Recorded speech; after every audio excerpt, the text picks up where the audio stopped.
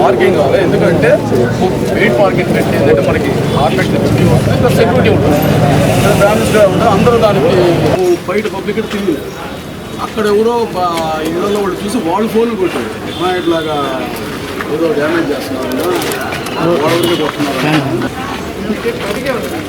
ఎంత దారుణంగా ఇక్కడ పేద ప్రజలకి ఉపయోగిస్తున్న వాటర్ ప్లాంట్ని మన నెల్లూరు మున్సిపల్ కార్పొరేషన్ కమిషనర్ గారు ఆదేశాల మేరకు ఇక్కడ పగలగొట్టడం జరిగింది.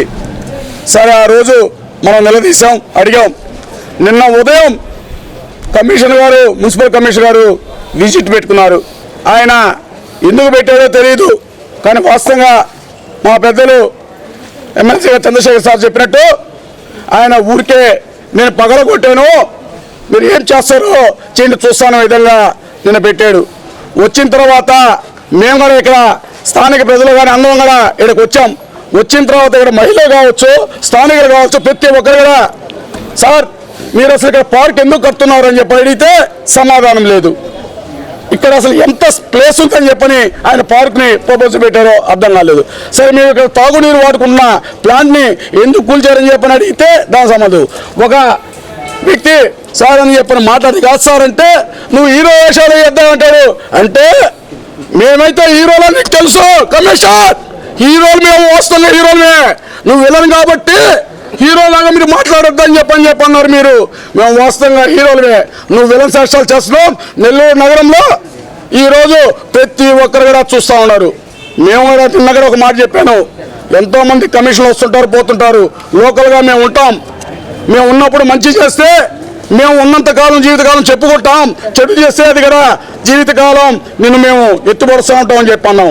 ఇక్కడ వర్క్ ఆర్డర్ ఉంది, పర్మిషన్ లెటర్ ఉంది, ఇంత ఉంది. కనీసం 3 సార్లు నీ కాడికి వచ్చామని చెప్పాం, నీకు నేను తెలియపెట్టామని చెప్పాం. కనీసం నువ్వు అవన్నీ కూడా పట్టించుకోకుండా నిన్న లెక్క లేకుండా హేళన చేస్తూ ప్రజలందరూ కూడా ఇక్కడ స్థానికులు చెప్తా ఉంటే మీరు పట్టించుకోలే. అంటే పగలగొట్టేసిన తర్వాత మాకు తెలియక మేము వచ్చామన్నమాట. అంటే మీరు పగలగొట్టే మేము చూస్తుంటామా?